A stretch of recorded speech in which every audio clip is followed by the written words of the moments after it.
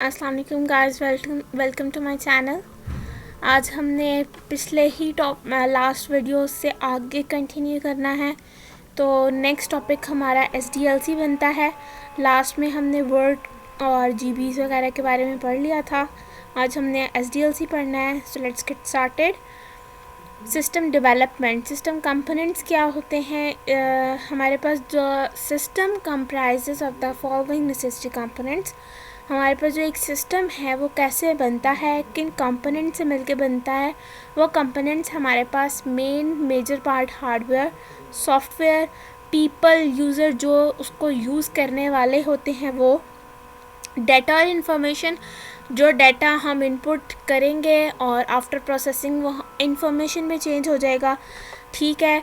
और communication setup, जो communication होगी आपस में डाटा और इन्फॉर्मेशन की, यानी कि मॉनिटर और CPU की, और इनपुट डिवाइसेस की कम्युनिकेशन आपस में, और आउटपुट डिवाइसेस की कम्युनिकेशन, इन सब चीज़ों को हैंडल करने की कम्युनिकेशन वो कम्युनिकेशन सेटअप में आ जाएगी, ठीक है। Our main discussion here is focused on the application software process develop processes, leaving aside the software packages which are always available in the market।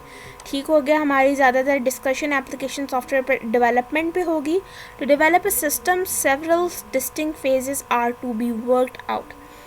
अब उस सिस्टम को डेवलप करने के लिए हम कुछ कुछ फेसेस जो हैं वो डिस्कस करने वाले हैं कि किस तरह जो है वो बनाया जाएगा। For this purpose SDLC, Software Development Life Cycle, was developed, which is an organized way to develop a successful system. It involves 5 phases as shown। अच्छा, ये हमारे पास जो पुरानी बुक्स होंगी उसमें हमारे पास ये मेजर 7 फेजेस लेता है, ठीक है। यहाँ पर 5 फेजेस लिखा हुआ है, मेन फेजेस होंगे। So let's see. यहाँ पर सबसे पहली होती है प्रीलिमिनरी इन्वेस्टिगेशन, ठीक है। Analysis, design, coding, testing, implementation and then maintenance, ठीक है। ये होगी इसकी डायग्राम। फिर उसके बाद हम पढ़ते हैं प्रीलिमिनरी इन्वेस्टिगेशन। इसमें हमारे पास क्या आता है कि हम जिस टॉपिक पे हम काम कर रहे हैं उस चीज़ को हमने पहले इन्वेस्टिगेट करना है।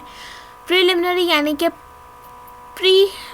कह सकते हैं कि प्री इन्वेस्टिगेशन हम करेंगे कि हमने करना क्या है, सोचना क्या है, किस टॉपिक के बारे में करना है, ठीक है। The objective of preliminary investigation is to conduct an initial analysis and finding of the system are as discussed, ठीक है। हमने उसमें उसके इनिशियल एनालिसिस करने हैं और फिर उसके सिस्टम के बारे में ढूंढना है कि हम क्या करने वाले हैं, ठीक है। इन्वेस्टिगेट करना उसको सिंपली। सिस्टम आइडेंटिफिकेशन क्या कह रहा है कि the system is to be identified at this stage. हमारे पास इन्वेस्टिगेशन के अंदर ये 4 चीज़ें आती हैं। 5 चीज़ें आती हैं: system identification, system scope, feasibility study, alternate solution and preliminary plan, ठीक है। अब सिस्टम आइडेंटिफिकेशन का क्या मतलब है? The system is to be identified. इस स्टेज पर आपका जो सिस्टम है वो आइडेंटिफाई किया जाएगा, ठीक है। तो उस केस के लिए this is very important step as everything done in future will depend on the basis of this definition. अच्छा, जो आप आगे अपना मतलब कि हम जो भी सिस्टम डेवलप करने वाले हैं, डिज़ाइन करने वाले हैं, सबसे पहले उसका मेन स्टेप ये होगा कि हम इस पर फोकस करें कि उसको आइडेंटिफाई करें कि हम किस चीज़ का, किस तरह का जो अपना सिस्टम है वो बनाने वाले हैं, ठीक हो गया। फिर उसके बाद हमने हाँ, ठीक हो गया। System scope, the scope of the system is established at this time. अच्छा, आप जो भी अपना कोई टॉपिक चूज़ करते हैं, आपने अब उस टॉपिक का स्कोप देखना है कि उस सिस्टम जो आप क्रिएट करने वाले हैं उसका आजकल स्कोप कैसा जा रहा है, ठीक है। वर्ल्ड में स्कोप कैसा जा रहा है उसका। Sometimes it becomes necessary to curtail the objects to certain limits due to financial, political or time constraints. इसका क्या मतलब है कि हम जो हैं सम टाइम ऐसा हो सकता है कि जो आप प्रोजेक्ट चूज़ करो तो वो कोई फाइनेंशियल या पॉलिटिकल इश्यूज़ की वजह से को ख़राबी ना हो उसमें, ठीक है। तो इस वजह से हमने उसका सारा स्कोप चेक करना है कि कैसा स्कोप अगर हम करेंगे तो उसका कैसा स्कोप जाएगा, ठीक है। ऑल्टरनेट सॉल्यूशन कि अगर आप जो अपना थीम सोच रहे हो, अपने सिस्टम का थीम सोच रहे हो, अगर वो आपका ना डेवलप हो सका तो उसका ऑल्टरनेट सॉल्यूशन आप क्या रिकमेंड करोगे या क्या करना चाहोगे, ठीक है। There may be alternate solutions to develop the system, ठीक है। उसके लिए आपके पास ऑल्टरनेट सॉल्यूशंस भी होने चाहिए जो कि identify all those and choose the best one. आप सबको आइडेंटिफाई करोगे और फिर उनमें से सबसे बेस्ट वाला चूज़ करोगे, ठीक हो गया। The best strategy in this regard would be to interview the concerned people inside the organization.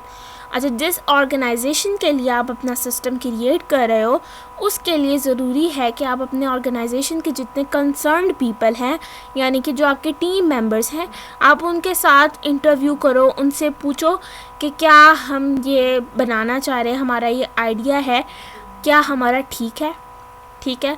Clients और कस्टमर्स ऑफ द सिस्टम, जो आपके सिस्टम के क्लाइंट्स और कस्टमर्स हैं उनके साथ डिस्कस करो।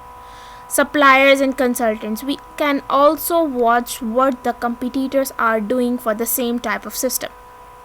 हमें ये भी देखना पड़ता है कि आपकी जो सिस्टम की थीम है अगर किसी और ने बनाई है तो वो कैसे डील करते हैं, ठीक है। आपके कंपटीटर्स कौन से हैं, यानी कि आपके अलावा जिन्होंने और लोगों ने जो ये सिस्टम बनाया हुआ है वो कैसे डील करें अपने सिस्टम के साथ, ठीक है।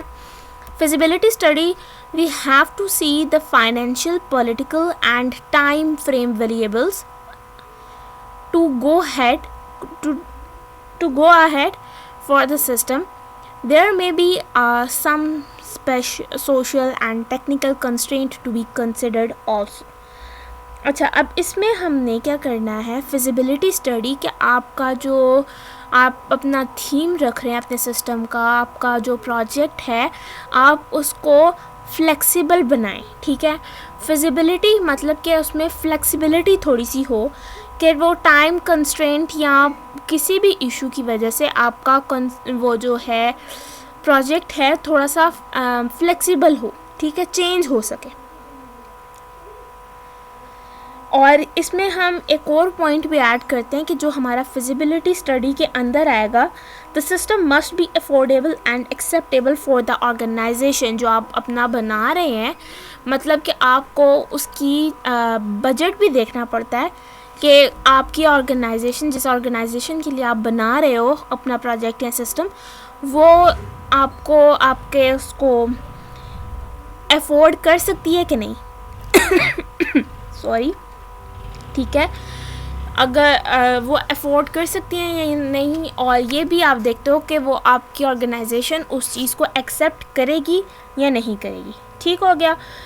और the feasibility study is use to find whether the propose system is feasible, यानी कि फ्लेक्सिबल है या नहीं है। टाइम लिमिट्स को देखते हैं इसमें। ये कुछ पॉइंट्स जो हैं वो मैंने एक्स्ट्रा बताए हैं, वो आप अगर चाहें तो ऐड कर सकते हैं। पहला पॉइंट ये कि आपको आपके फिजिबिलिटी स्टडी के अंदर, मैंने इसको एलेबोरेट थोड़ा सा इजी करके बता रही हूँ कि फिजिबिलिटी स्टडी के अंदर हमारे पास फ्लेक्सिबिलिटी को चेक किया जाता है कि आपका जो प्रोजेक्ट है, आपकी जो प्रोजेक्ट की थीम है वो फ्लेक्सिबल है या नहीं, ठीक है। फिर उसमें टाइम लिमिट्स को चेक किया जाता है और साथ में हमारे पास ये देखा जाता है कि आप जिस ऑर्गेनाइजेशन के लिए अपना प्रोजेक्ट या थीम जो भी आप सोच रहे हैं, बना रहे हैं, वो ऑर्गेनाइजेशन इसको अफोर्ड कर सकती है, उसके लिए एक्सेप्टेबल होगा या नहीं होगा, ठीक है। आपको ये सब पॉइंट्स अपने जहन में रखकर आगे फिर सोचना पड़ता है। ये बेसिक लेवल है, यानी कि प्रिलिमिनरी इन्वेस्टिगेशन। आप इस इन्वेस्टिगेशन के प्रोसेस के अंदर ये सब चीज़ों को आपको जहन में रखना पड़ता है, ठीक है। नेक्स्ट स्टेप है प्रिलिमिनरी प्लान। इसमें हमारे पास आ जाता है here we need to wind up all the findings and submit as a written document for approval. अच्छा, जो ऊपर आपने सब चीज़ें ढूंढी हैं, ठीक है, सिस्टम को आइडेंटिफाई किया, सिस्टम का स्कोप चेक किया कि कितना स्कोप होगा जो आप अपना प्रोजेक्ट बना रहे हैं या थीम जो आपने सोच रखी है उसका कितना स्कोप है, ठीक है। फिर उसके बाद अगर वो ना चला तो उसका ऑल्टरनेट सॉल्यूशन क्या होगा, ठीक है, आपके कंपटीटर्स कैसे होंगे, उन सब को चेक करना है आपने। फिर फिजिबिलिटी, उसकी फ्लेक्सिबिलिटी को चेक करना है। फिर प्रीलिमिनरी प्लान में हमारे पास क्या आता है कि आपने रिपोर्ट की सूरत में जो आपने इन सब पॉइंट्स के बारे में जो भी अपनी इंफॉर्मेशन इकट्ठी की है, गैदर की है, आपने उसको रिपोर्ट की फॉर्म में, डॉक्यूमेंट की फॉर्म में उसको लिखना है, ठीक है, फॉर अप्रूवल, ताकि जो रीडर्स हैं उसके डॉक्यूमेंट के are top managers who will then decide about the future actions to be taken, ठीक है। जो उस रिपोर्ट को, जो उस डॉक्यूमेंट्स को पढ़ने वाले होंगे तो वो टॉप मैनेजर्स में शामिल होंगे, ठीक है, जो कि ये डिसाइड करेंगे कि आपके जो प्लान है उस पर फ्यूचर एक्शंस लिए जा सकते हैं या नहीं, ठीक है। और ये तब होगा जब आपकी रिपोर्ट अच्छी होगी, ठीक है। और इसमें कोई एक फर्दर पॉइंट ऐड करने हैं तो कर ले। Preliminary consist of all findings in written form for approval, वही बात है। It is also called a feasibility report, ये लिखी हुई है यहाँ पर भी, ठीक है। यहाँ पर एक easy लाइन है, it is normally submitted to the top managers of the organisation, they can accept, modify और रिजेक्ट ऑफ द रिपोर्ट, ठीक है। इजी है, आपके वो जो टॉप मैनेजर्स होंगे वो डिसाइड करेंगे कि आपका जो आपने जो प्रोजेक्ट या थीम बनाई है, रिपोर्ट है, उसके थ्रू वो चेक करेंगे कि आपको फ्यूचर एक्शंस करने चाहिए कि नहीं करने चाहिए। वो उनकी मर्ज़ी है कि वो आपके प्रोजेक्ट को, आपके प्लान को एक्सेप्ट करें या उसी में थोड़ा सा मॉडिफिकेशन कर लें या फिर उसको रिजेक्ट कर दें, ठीक है। तो इसके लिए ज़रूरी है कि आपका प्रोजेक्ट रिजेक्ट ना हो, आप उसमें पहले ही उसका स्कोप, फिजिबिलिटी, सब कुछ जो है वो पहले से चेक कर लें। सिस्टम एनालिसिस में आते हैं तो हेयर द एनालिस्ट, जो एनालिस्ट उसको कहते हैं जो कि आपका सिस्टम जो प्लान को एनालिसिस कर रहा हो, हर तरीके से उसको चेक कर रहा हो, ठीक है। Here the analyst will conduct following activities. अब जो मेन एनालिस्ट होगा, यानी कि जो सब चीज़ों को, सिचुएशंस को हैंडल कर रहा होगा, वो ये चीज़ें चेक करेगा जो अब नेक्स्ट पे हम पढ़ेंगे, ठीक है। Needs analysis, this activity is also called requirements analysis, ठीक है। ये हमारे पास एक्टिविटी रिक्वायरमेंट एनालिसिस में आती है। Here the analyst would sum of the requirements of the system from the user से इसमें हमारे पास जो है रिक्वायरमेंट्स गैदर की जाएंगी। सिस्टम एनालिसिस में हमारे पास यूज़र से रिक्वायरमेंट्स गैदर की जाएंगी, ठीक है। फिर उनको सम अप किया जाएगा, ठीक है। और the developed system should satisfy these requirements during testing phase. जो डेवलप्ड सिस्टम है शुड सेटिस्फाई, वो इसको सेटिस्फाई करें these requirements during testing phase. Testing phase के अंदर इन रिक्वायरमेंट्स को जो है वो सेटिस्फाई भी आपको करना होगा, ठीक है। और इसकी ईजी वर्डिंग में हमारे पास आ जाती है system analysis is a phase in SDLC in which the current business system is studied in the detail. It is used to find out how the system works and how it can be improved, ठीक है। Need analysis में, system analysis में simple बात ये है कि हमने बस ये बताना है कि आप it is use to find out how the system works, कैसे हमारा जो सिस्टम है वो चलेगा, ठीक है, वर्क कैसे करेगा और उसको कैसे हम इम्प्रूव बना सकते हैं। इस सिंगल लाइन के बजाय आप यही लिख लें जो मैं बोल रही हूँ।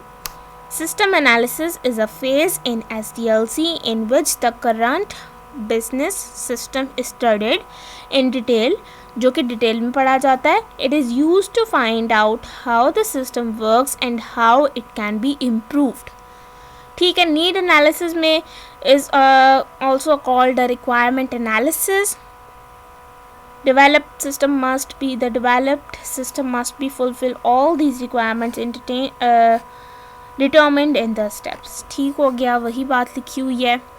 डाटा गैदरिंग में हमारे पास आ जाता है for this activity the system analyst जो एनालाइज कर रहा होगा सिस्टम को, वो use different tools and methods depending on the situation. These they are discussed as under. ठीक है, वो methods और tools को जो है वो चेक करेगा. डाटा गैदरिंग के अंदर हमारे पास writing documents, interviewing, questionnaires, observation, sampling, data analysis आता है. डाटा गैदरिंग को इजी वर्ड्स में हम कह सकते हैं, data gathering techniques are used to collect detailed information about the system.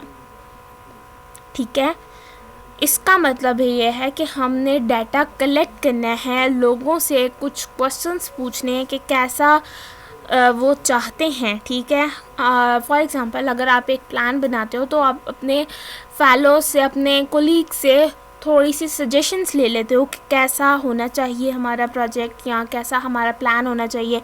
हम ये बनाने का सोच रहे हैं तो आप इसमें थोड़ी सी अपनी सजेशंस ऐड करवाएं.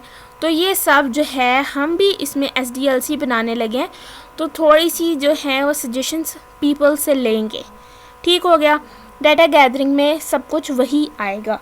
ठीक है, data gathering techniques are used to collect detailed information about the systems. ठीक हो गया, अब इसमें हमारे पास रिटन डॉक्यूमेंट्स आ जाता है. In case we want to computerize the existing manual system और upgrade the existing computer based system, much of the handful information can be made available using these documents.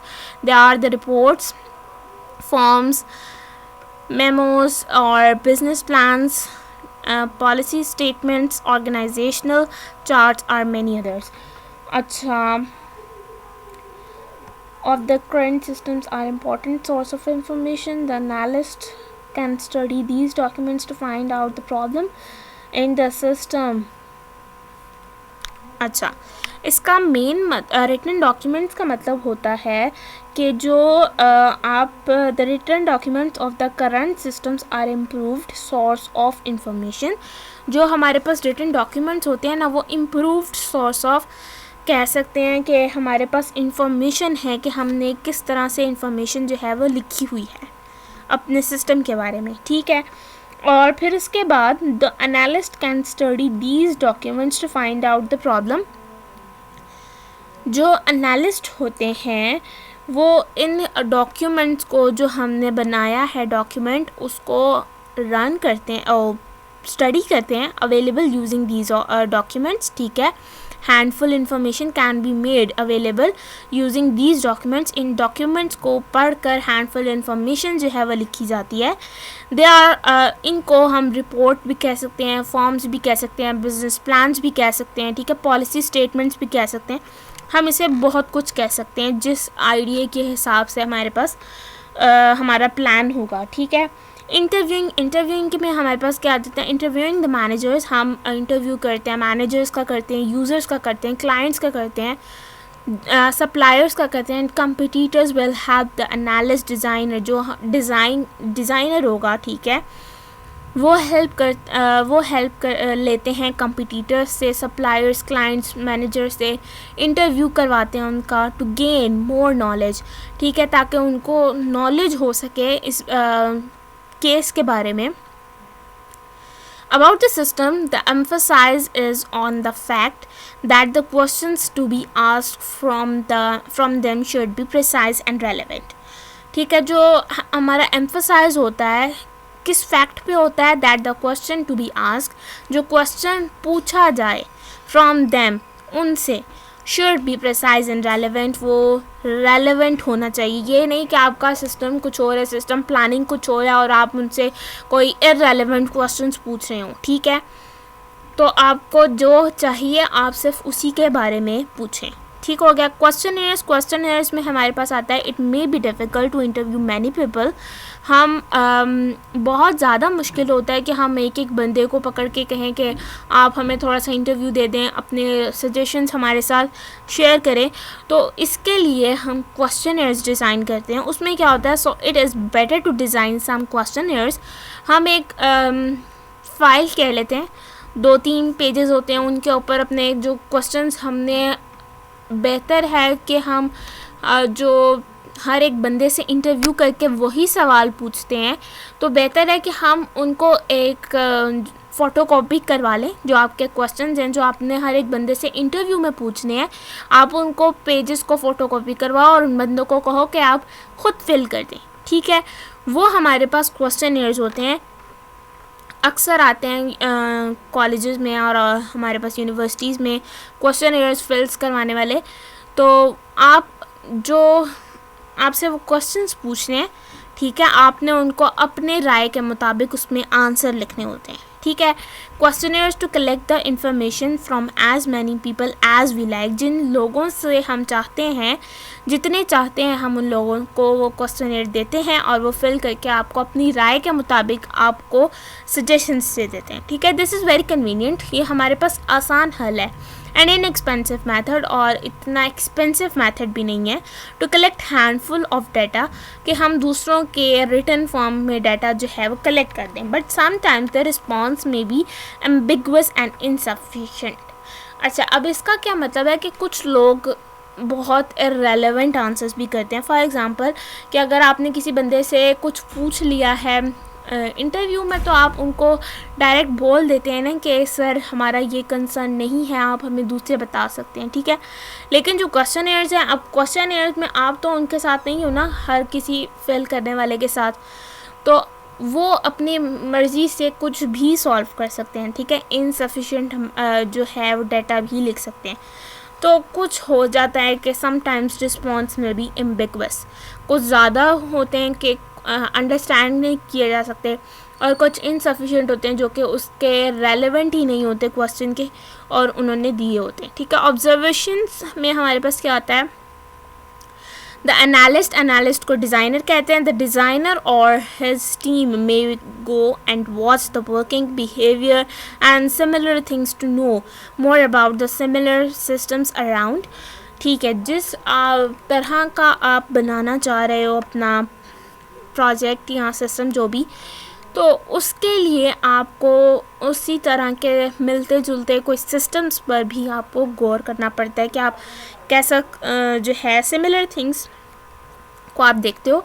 He may be a participant और non participant observer depending on the permission he got from the other party, ठीक है। Observation हमने क्या करना होता है कि दूसरे लोगों का हम काम ऑब्जर्व कर रहे होते हैं, ठीक है। Observation is a process of watching the people while they are working. दूसरे लोगों को काम करते हुए आप जैसे ऑब्ज़र्व करते हो कि वो कैसे काम कर रहा है, किस तरीके से कर रहा है, तो आपने अपने सिस्टम की वर्किंग दूसरों को करते हुए, जैसे आप सिस्टम बना रहे हैं, दूसरे लोगों ने भी वो यकीनन बनाया होगा, या अगर आपने नया बनाना है तो आप दूसरे लोगों को पहले देखेंगे कि उसने कैसे बनाया, किस तरीके से किया, आप उनको ऑब्ज़र्व करेंगे और फिर उसके अंदर ही आप अपनी कोई एक्स्ट्रा चीज़ें जो है वो ऐड कर सकते हैं या फिर उन्हीं जैसा बना सकते हैं, ठीक है। उसके लिए हमारे पास ऑब्ज़र्वेशन होना बहुत ज़रूरी है कि हमने उस बंदे को काम करते हुए देखा था कि वो कैसे हैंडल कर रहा था, ठीक है। It also enables the analyst to understand the working of the system more clearly, ठीक है, ज़्यादा क्लियर समझ आ जाता है।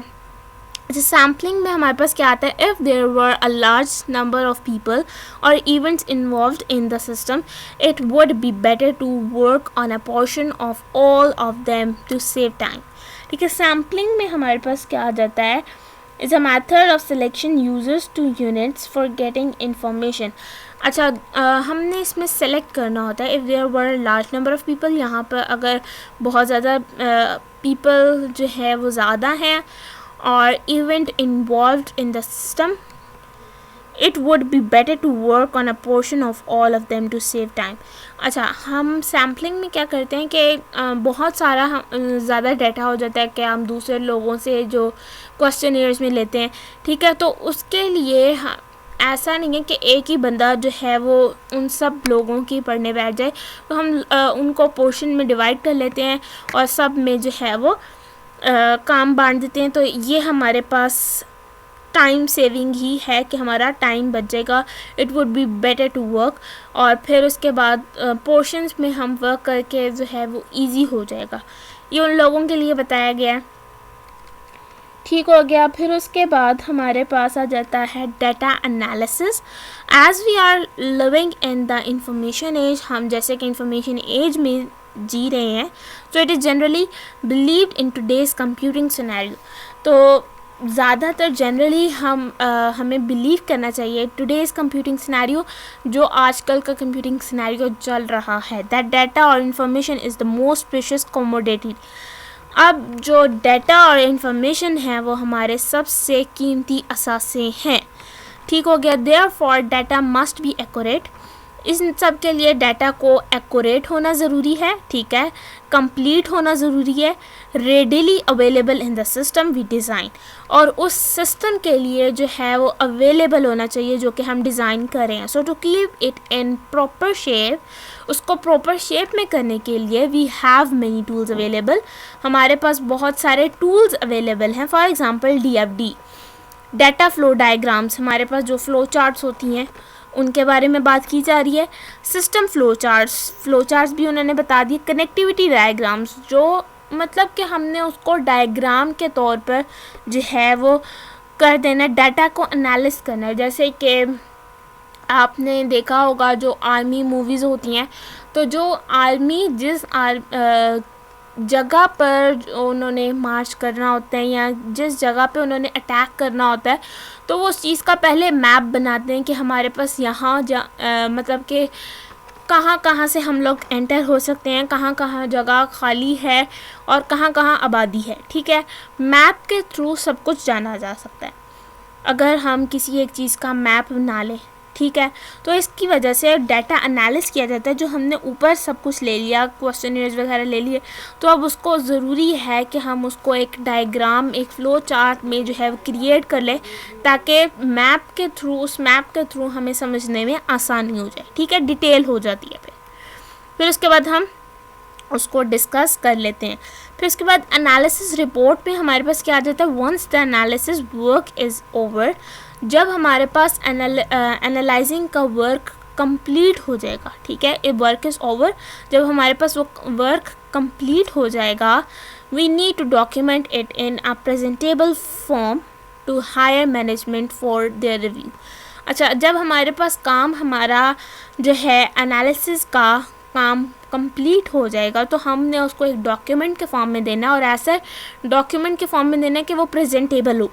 ठीक है, क्योंकि वो हमने हायर मैनेजमेंट को जो है वो उनको देना है, उनको सबमिट करवाना है, ताकि वो हमारे प्रोग्राम को रिव्यू कर सकें और उनको अप्रूव कर सकें। ठीक है, यही बात है for their review and approval of their project.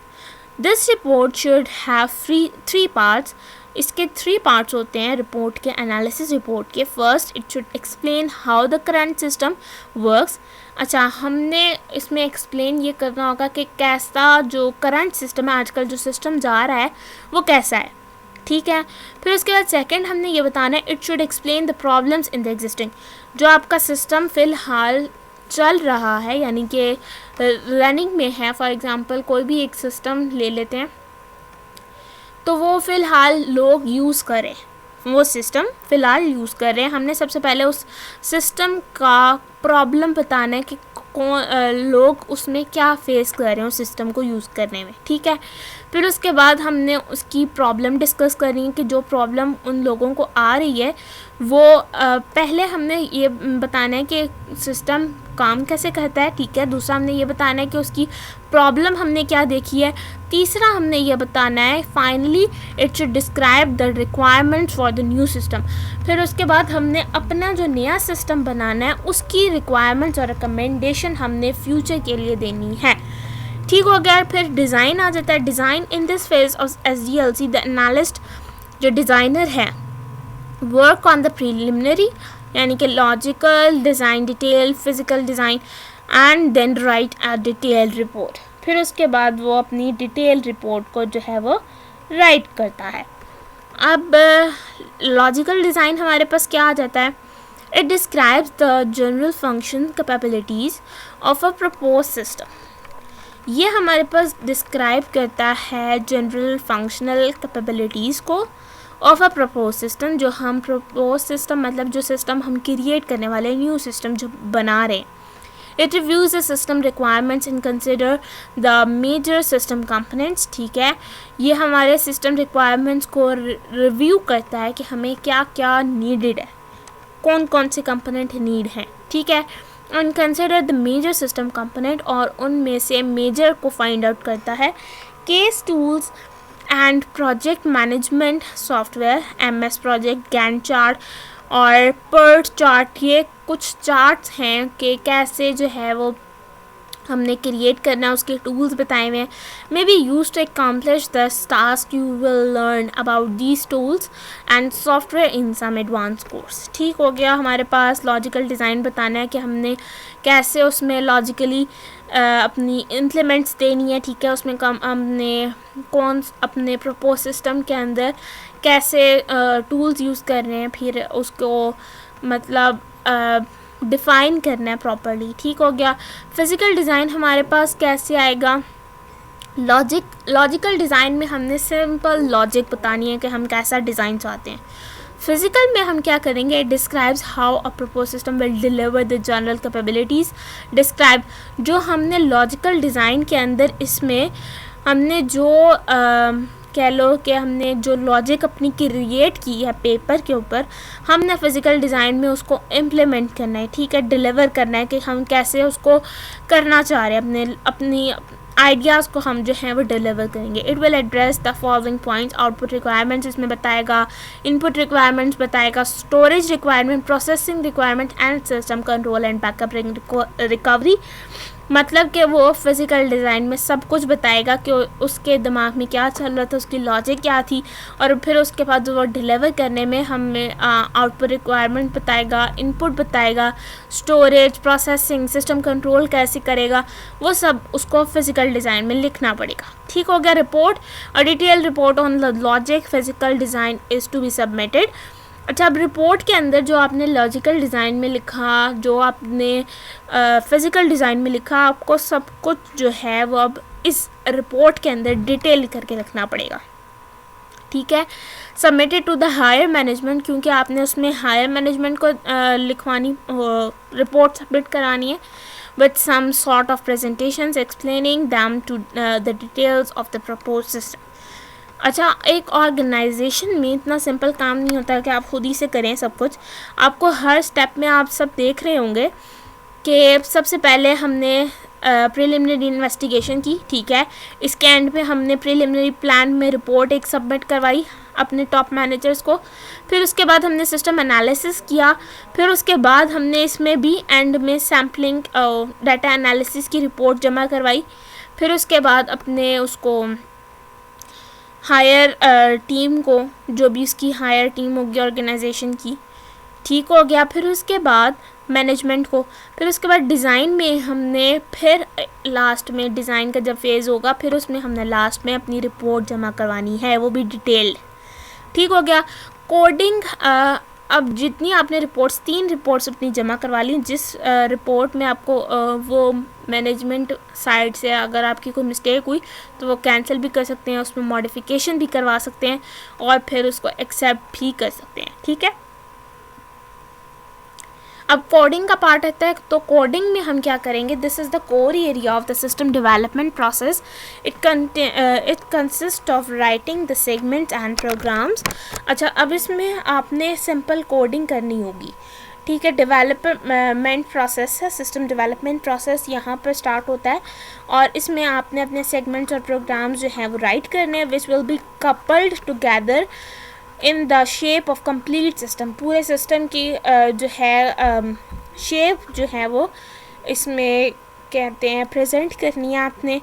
It needs lot of time, इसमें बहुत ज़्यादा टाइम लगता है, टाइम रिक्वायरमेंट है, एफर्ट लगती है, budget to acquire a workable system, आपके सिस्टम को चलाने में कितना बजट रिक्वायर होगा, आपने इसमें सब कुछ जो है वो बताना है. The program specification, algorithms, flow charts are given to the programmers, software engineers to code the required programs of the shells of components. Already written programs and all can also be used in the embedded in the system to save time and effort. वही बात है कि आपने इसमें coding करनी है section में, और जो आप चाहते हो अपना सिस्टम कैसा क्रिएट हो, आपने उस सब की कंप्लीट कोडिंग, अपने पूरे सिस्टम की कंप्लीट कोडिंग करके देनी है. और फिर उसके बाद इसमें हमारे पास बहुत ज़्यादा टाइम लगेगा, एफ़र्ट लगेगी, और जितना बजट रिक्वायर है आपने वो भी बताना है. टेस्टिंग में हमने क्या करना है, having proper hardware required.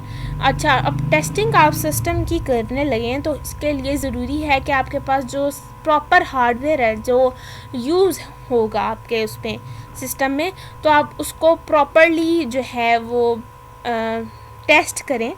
The program can be tested in 2 stages. 2 stages के अंदर आपका प्रोग्राम जो है वो टेस्ट होता है, यूनिट टेस्टिंग, सिस्टम टेस्टिंग. ठीक है, यूनिट टेस्टिंग में हमारे पास क्या आता है, it is also called a modular testing where individual modules programs can be tested using test. It is also called a modular testing. Unit testing को modular testing भी कहते हैं, यानी कि आपका मॉड्यूल्स क्या होता है, छोटे छोटे पार्ट्स में.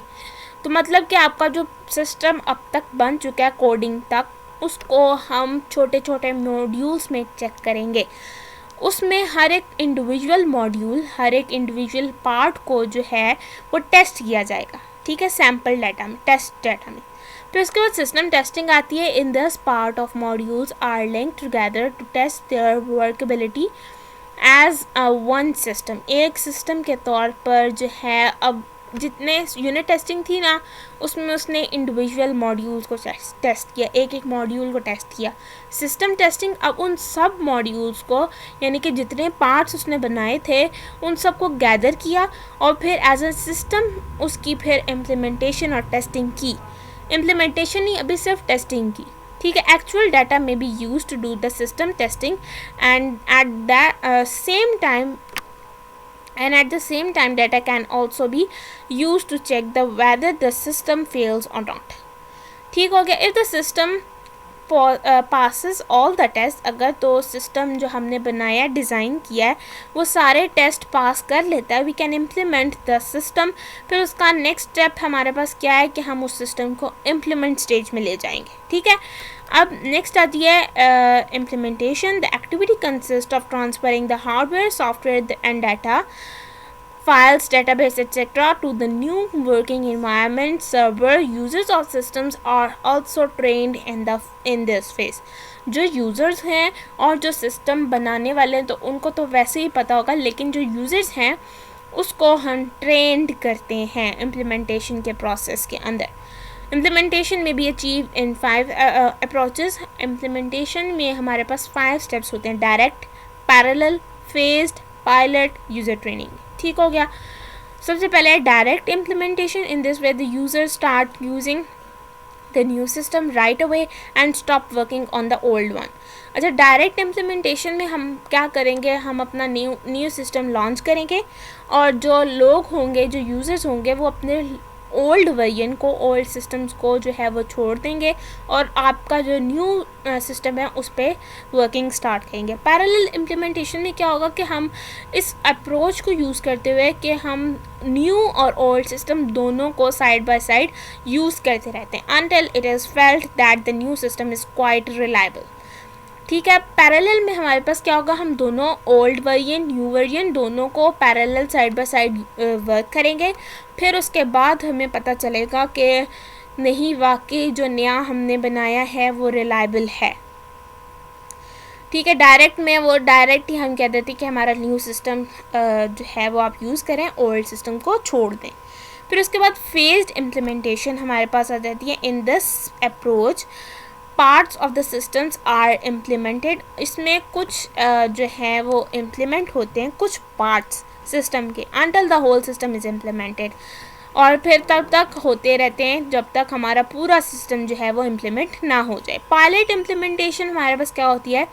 This type of implementation allows us to implement the complete system but to a selected group of users. अच्छा, पायलट इम्प्लीमेंटेशन में हम इम्प्लीमेंट तो कर देते हैं अपना सारा सिस्टम, लेकिन कुछ सेलेक्टेड यूज़र्स को करते हैं, सेलेक्टेड डिपार्टमेंट्स को हम अपना जो न्यू सॉफ्टवेयर है वो देते हैं। फिर उसके बाद user training involving the users in the SDLC process from the beginning and ensuring there proper training is very much essential throughput. The system design activity, a variety of the tools are used to do. So instructions manually, videotapes, CDs and lectures etc. The training may be conducted in-house or it may be contracted out.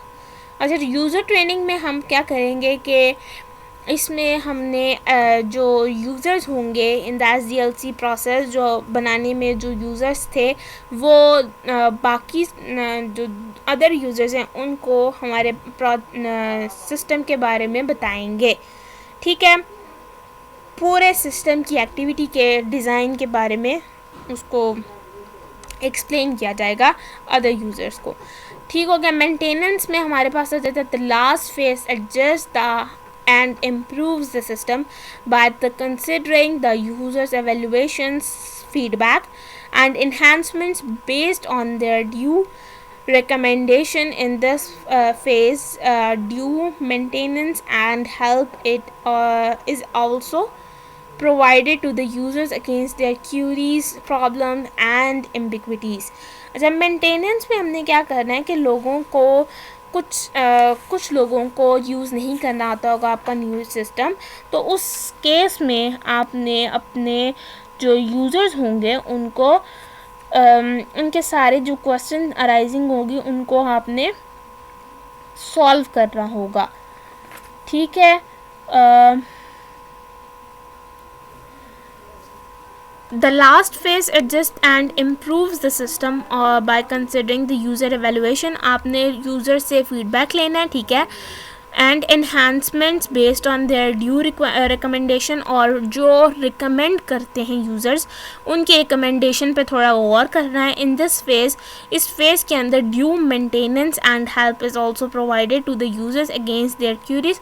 और अगर तो आपका user satisfy नहीं है तो आप उसमें थोड़ी सी इम्प्लीमेंटेशन भी कर सकते हो, लेकिन उनकी जो प्रॉब्लम्स हैं, उनके जो क्वेश्चंस हैं, क्यूरीज क्वेश्चन को कहते हैं, कि अगर उनकी कोई क्यूरी या प्रॉब्लम उनको फेस करनी पड़ रही है आपका सिस्टम यूज़ करते हुए, या कोई एम्बिग्विटी उनको फेस करनी पड़ रही है, तो आप उनको जो है वो कमेंट में, रिप्लाई में उनकी एम्बिग्विटीज़, उनके क्वेश्चन, उनकी प्रॉब्लम्स को सॉल्व करते हो फीडबैक लेने के बाद। हमारा यहाँ पे SDLC का टॉपिक ख़त्म हो गया। फिर उसके बाद ये हमारे पास आ जाते हैं MCQs। तो जितना मैंने डिटेल में आपको पढ़ा दिया है, तो उसके बाद आप ये अपना क्वेश्चन इसके MCQs आप सॉल्व कर सकते हैं। अच्छा, इन्होंने आपको क्वेश्चन पेपर टाइप बता दिया, ट्रू फॉल्स आपने करने हैं, ठीक है। इसमें आपको शॉर्ट क्वेश्चंस दिए हुए हैं और फिर उसके आंसर्स भी उसने बता दिए हैं, ठीक है। तो आज का फर्स्ट चैप्टर आज हमने कंप्लीट कर लिया अपना प्रॉपर। और आपको कोई अगर MCQs या शॉर्ट क्वेश्चन अगर समझ नहीं आते हैं, ट्रू फॉल्स समझ नहीं आते, तो आप मुझे कमेंट्स में बता सकते हैं, मैं आपको बता दूंगी आंसर्स। और वैसे आपके पास लिखे भी हुए हैं इसमें। तो आज का फर्स्ट चैप्टर हमारा यहाँ पे कंप्लीट हो गया है। मिलते हैं अब नेक्स्ट वीडियो में, तब तक के लिए अल्लाह हाफ़िज़। आप इसको अच्छी तरह से प्रिपेयर कर सकते हैं।